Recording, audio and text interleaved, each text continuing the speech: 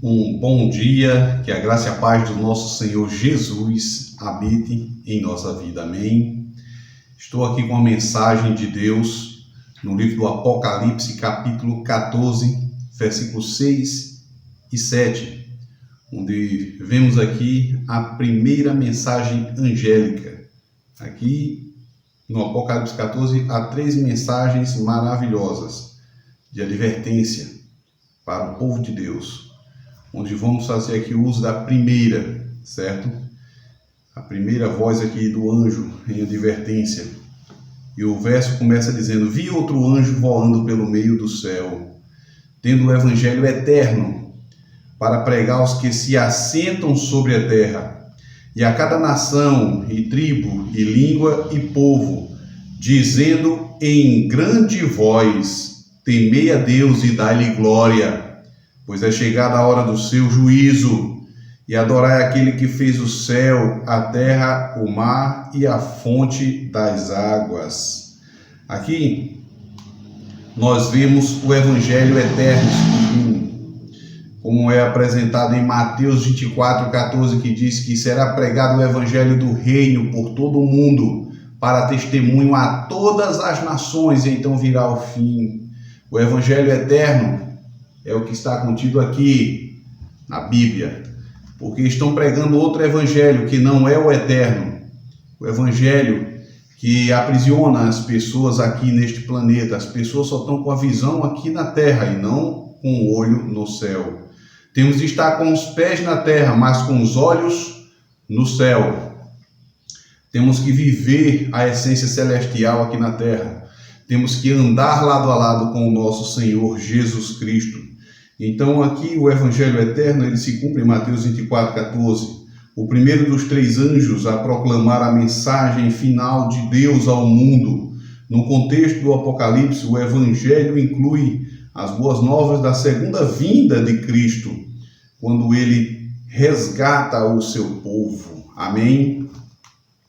Vemos aqui no versículo 7 do capítulo 14 a expressão temei a Deus.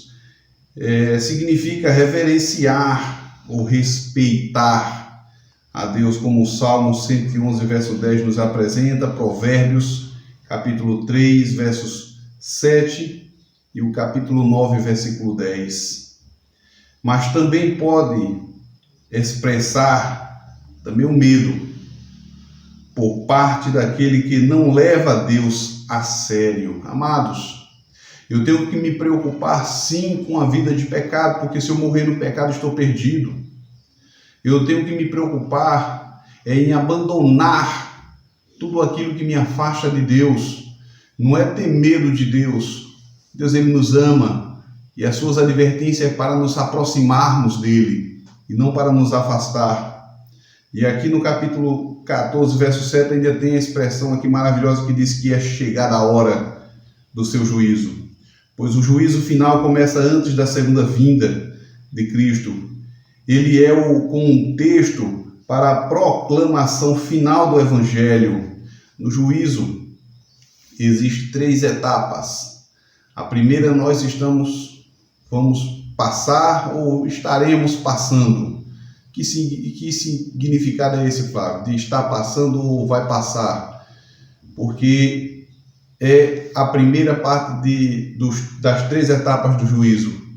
Nós estamos passando pelo juízo investigativo.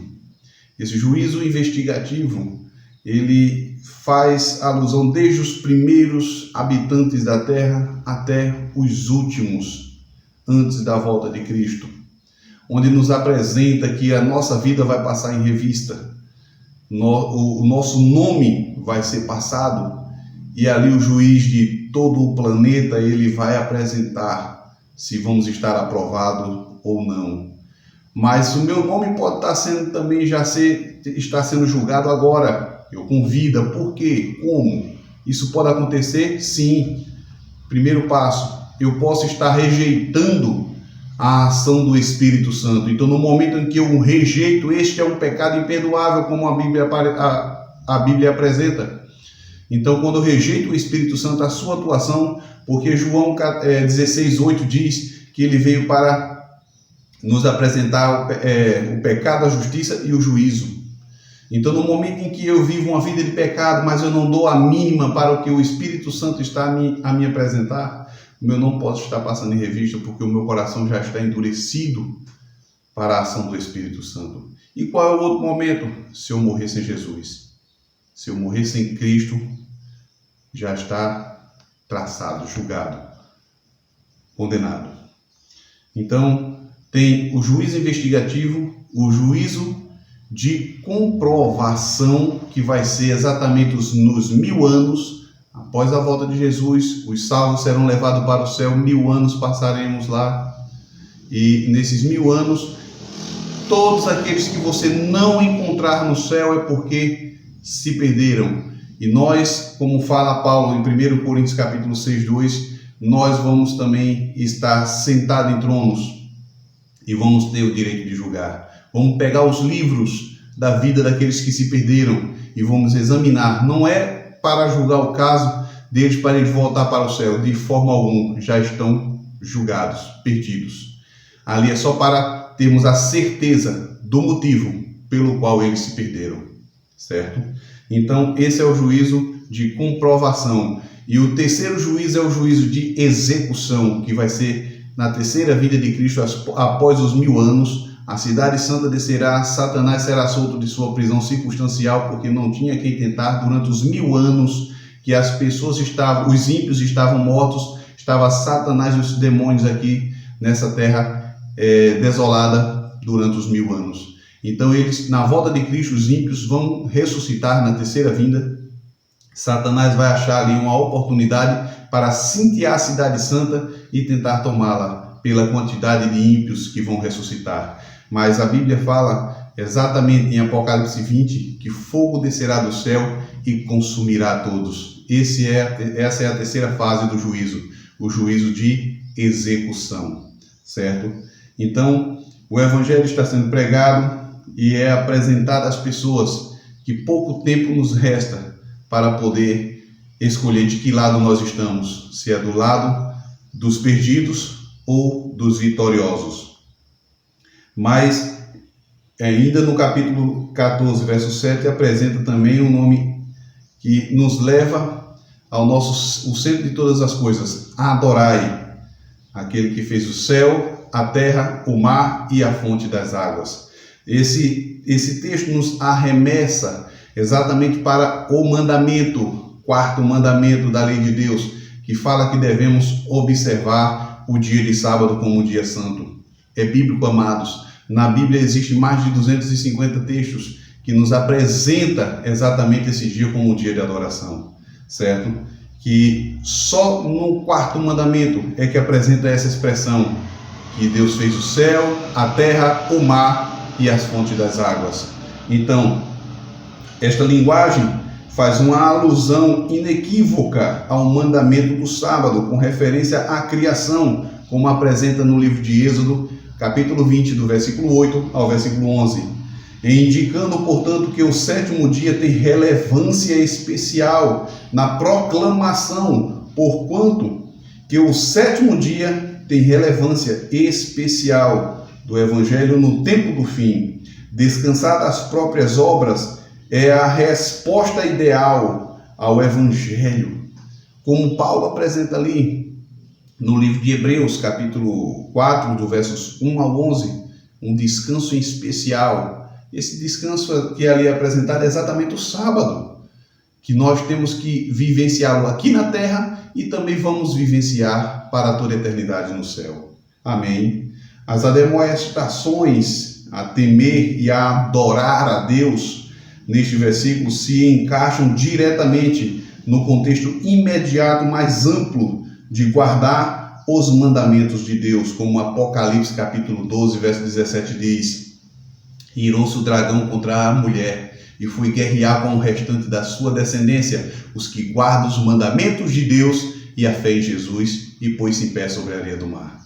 Amados, também Apocalipse 14, 12, que diz: aqui está a perseverança dos santos, os que guardam os mandamentos de Deus e a fé em Jesus. Então, com referências óbvias ao decálogo ou aos mandamentos de Deus. Amados, de que lado você quer estar? A Bíblia é clara no que devemos fazer em estar do lado de Jesus e seguir a sua palavra, ser fiel aos seus mandamentos. Que Deus possa te abençoar, que o Espírito Santo do Senhor ache guarida em seu coração e que não só nesse dia, mas todos os dias de sua vida, você possa estar apto a recebê-lo e guardar o que assim diz o Senhor, não o que assim diz o pastor, o papa, o padre ou qualquer outro ser que se apresente religioso, mas que está desviando o seu olhar da Bíblia Sagrada, da Palavra de Deus e principalmente da eternidade. Não permita que homem algum, que pessoa alguma desvie o seu olhar de Cristo e principalmente daquele direito que Ele nos dá como legal de ser herdeiro juntamente com Cristo das mansões celestiais. Ele quer te salvar, Ele quer me salvar. Somos a joia mais preciosa que Ele tem aqui na terra, pois custou o sangue real, o sangue de Cristo. Que Deus venha te abençoar poderosamente neste dia. E que o Espírito Santo do Senhor abra o teu entendimento dia a dia para seguir as Escrituras Sagradas. Em nome de Jesus, oremos juntos. Nosso Deus, nosso Pai, obrigado pelo privilégio que nos dá de poder ter o dom da vida, a dádiva, a vinda de Ti neste dia. Que o Teu Santo e bondoso Espírito toque profundamente em nosso coração e que possamos aceitar o que assim diz o Senhor.